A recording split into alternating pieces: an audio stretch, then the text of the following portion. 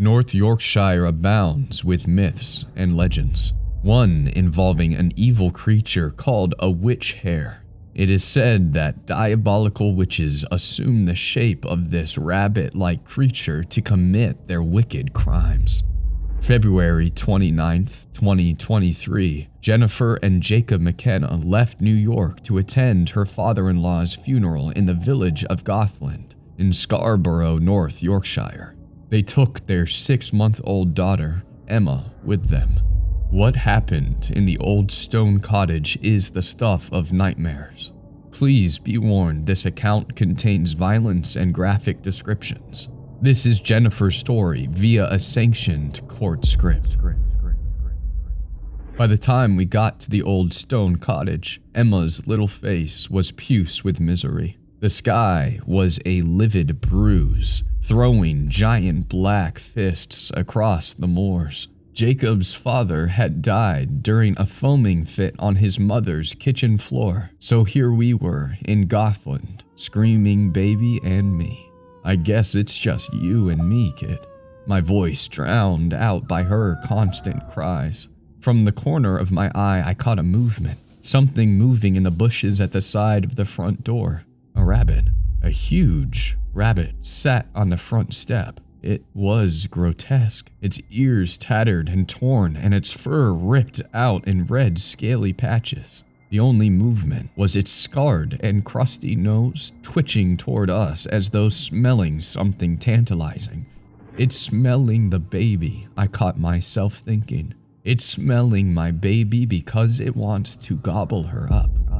I shook that thought off. I was filled with revulsion for this creature, but pity also moved my heart. What had this old creature gone through in its life to be so terribly battered and scarred?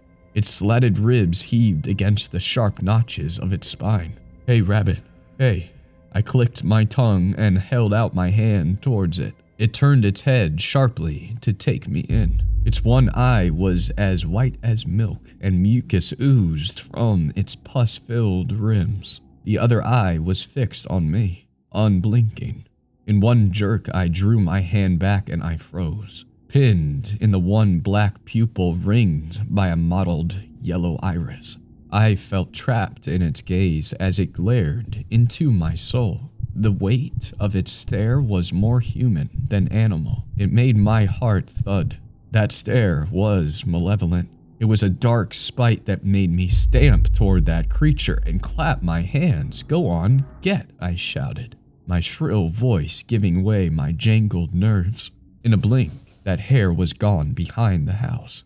I stood for a moment, scared of a rabbit. You go, girl, I thought. You need more sleep. You are losing it here.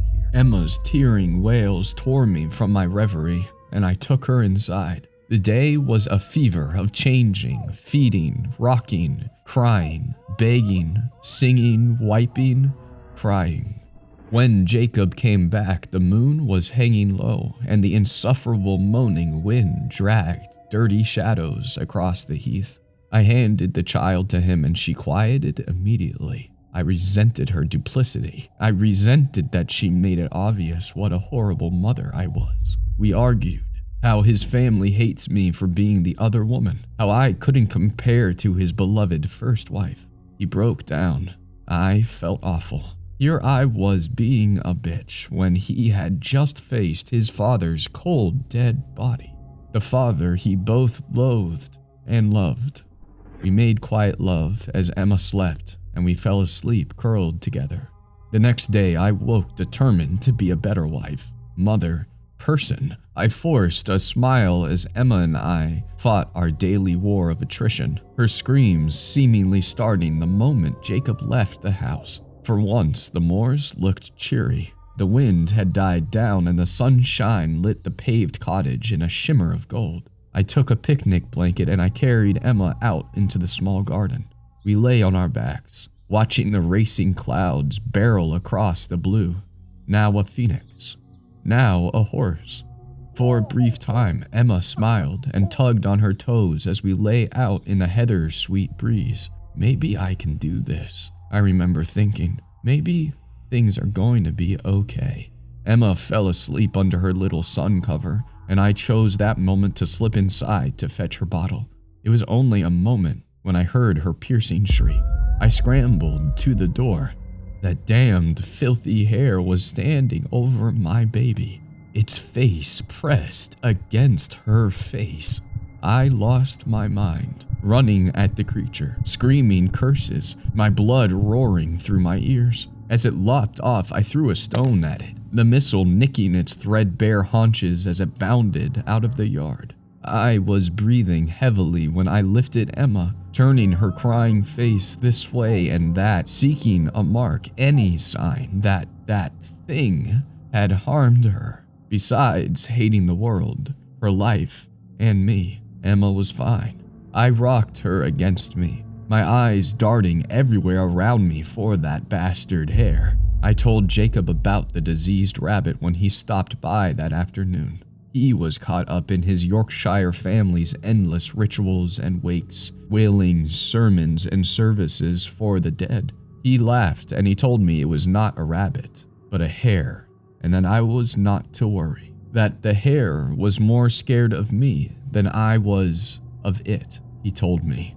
If only he knew. When he left in the early evening, the moon was tilted, impossibly huge, over the weaving grasses. The nightbird's calls echoed the emptiness in a forlorn melody. Emma had been fussing, refusing to latch. We were both beyond tired and resentful of each other. Finally, she fell quiet, and I slipped into sleep too. Her little mouth still held on to my breast. I awoke suddenly in agony, a spiking pain in my chest. I cried out, confused. I remembered that Emma was on me. Blearily, I fumbled the edge of the blanket from her face. The hare's milky eye stared up at me, its scabbed red skin behind dirty lashes, its puckered mouth clasped around my nipple. I screamed, flinging the monster from my bleeding breast. I woke to Emma, hysterical next to me, in a tumble of blanket and limbs. Oh my God, I chanted, over and over again as I held her tight to me. What if I pushed her to the paved floor? What if I had struck her fontanelle, that paper-thin membrane that held her precious skull together? We both wailed, and the wind wailed with us, in long, mournful gusts against the house. It was later, when I pulled up my shirt to feed her, that I noticed the blood.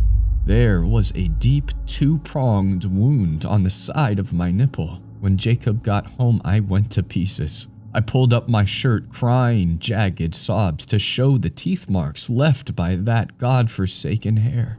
He looked utterly worn out, and he rubbed hard at his sad eyes, and then he gently lifted Emma's sweet lips as she lay in his arms. He lovingly stroked the two white teeth emerging from her bubblegum pink gums. The little one bit down too hard. It happens at this age, he told me. Again, I was that woman. The hysteric, the terrible mother, the crying, raging, mad, terrible wife. The wake was the next morning, and he would be out the whole day. I clamped down on my panic, even though it rose inside me like spite. I'll stay. It's not like he will miss me. I'm worried about you. I should never have brought you to this place. I'm so sorry, he said, holding my hands in his. No, you go. I am fine. I forced a smile on my face, and I fought to stop the tremble at the corners of my mouth. I'm just a crazy new mom. You know, shuggy brain and all. You must go, Jay. He's your father, and your mom needs you. Go, okay? Go. I gestured towards the door. My heart tore as I watched him leave. On cue, Emma started up her raging wail. Again, I fell to rocking, crying, cleaning, singing, begging, rocking. Finally, she drifted off, reluctantly, fighting to stay up and scrap with me some more. I left her on the bed and I paced the cottage. I checked the windows and I made sure the door was locked several times. I gently lowered Emma into the crib next to the bed, and even though my terrible longing for sleep, my eyes darted to each shadow. My ears locked on every creak and groan from the old house until finally, I too fell into jagged dreams. I was on the blackened moors, frantically seeking Emma in a dense fog. I was rushing to save her, but the sound of her panic screams kept changing directions. I woke up with tears on my face. For the first time since I could remember, Emma was quiet. I bolted up, my heart a locomotive off the track, and then I heard a gurgle, a happy squeak. I scrambled over to the crib, relief making my knees weak, and then the smell hit me. The smell of rot and dirty loam. She was curled up against that fetid hair, snuggled into his scabby back like some festering teddy bear. I snatched her up, screaming at that thing in her cot, the one white eye turned up at me, watching. "Get out," I screamed. Black spots were dancing in front of my eyes. In one move, the hair unfurled and leapt through the now open window. Emma was inconsolable, her little body rigid with misery and panic. I tried to shush her as she screamed blue murder whilst I held her close against my hammering heart. I strapped her into her baby carrier and I ran to the door. The night had fallen, thick as a black shroud. A pale scrape of a moon threw a feeble glow on the saw-toothed hedgerows and heather. Just outside the gate was that creature, silhouetted from the light from the cottage and framed by the blackened moors, the tattered ears, the blind eye, all taunting me. As Emma screamed on, I felt rage tearing through my body. I scanned the room, mouth dry, and I decided on the poker that lay next to the fireplace. I was going to kill that hare. I was going to crush in its bony spine, beat its face until there was nothing but pulp. I ran straight into Jacob with my arm raised with the poker, half out of my mind, ready to hit him with it. He caught my arm and he held me tight. "It's the damn hare. Emma was sleeping with that diseased. It was in her cot, Jay. It could have killed her," I babbled. "Jenny, calm down. Calm down for Christ's sakes. Can't you hear our baby crying? What is wrong with you?" Jacob yelled, his eyes wide.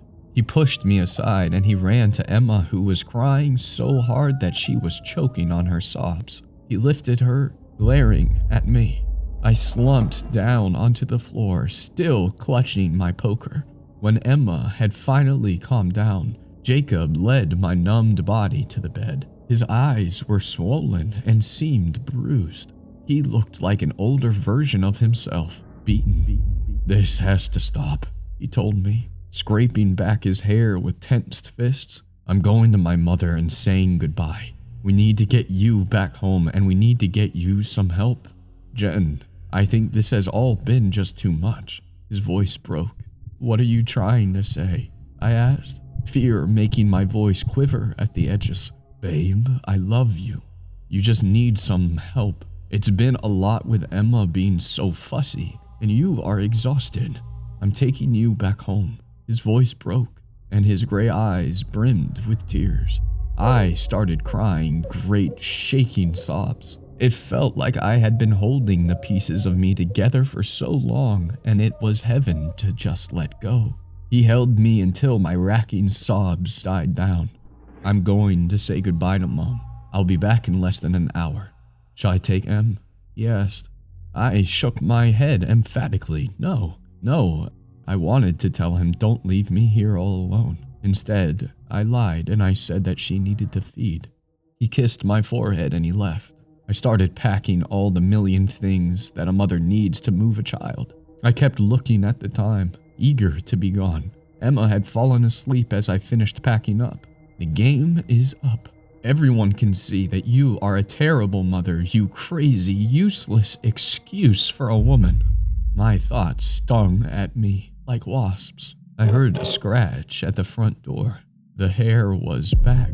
Something in my mind broke loose. This thing had made me look like an unfit mother, made my husband think that I was mad. This disgusting creature had just ruined my life. I grabbed that poker again and I advanced on it. "Hey, you little rabbit," I cooed like a mad woman. "Hey, you little rabbit, I'm not gonna hurt you." I treaded softly and slowly, the poker hidden down by the side of my leg. The hare's nose twitched, its eyes were fixed on me. "It's waiting for you," I thought. "It's waiting for its mommy." I was getting closer, inch by inch. I was filled with a lust for blood, my mouth dry with want. "Here, little baby, come on to mama," I sang. Closer still, an agony of slow inches. Those eyes, they never left my face. Closer, the hare never blinked its milky yellow eyes. In a superhuman leap, I crashed down the poker on the hare's head. I did it. I did it. It lay twitching, its one blind eye filling up with crimson like a small chalice of blood.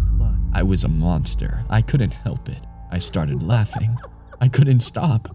And there was this thought running through my mind over and over. Rabbit for dinner, rabbit for dinner, rabbit for dinner.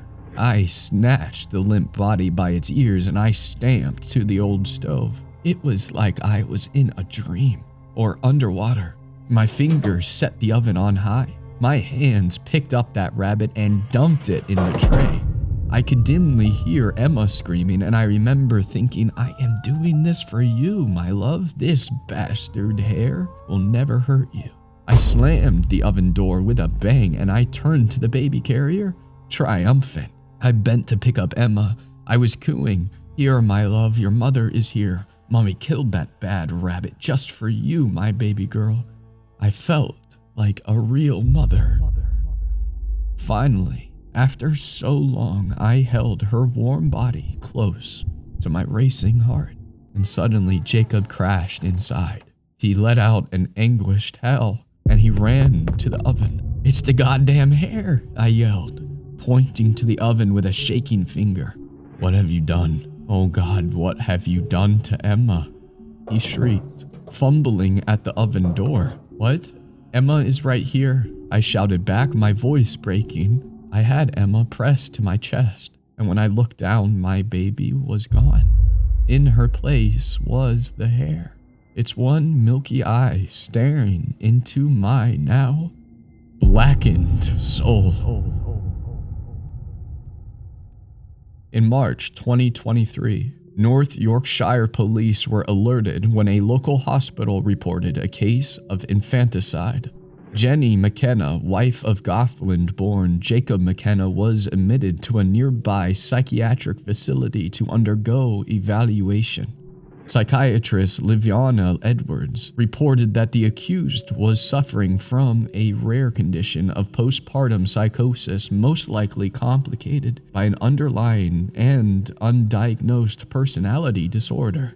Although the court accepted Jennifer's insanity defense, she remains a ward of the state. At her family's request, the patient was transferred to a private mental care facility in New York. What are your interpretations of Jennifer's story? Have you had experiences with similar folklore? Let us know in the comments. And for more scary horror stories, please subscribe.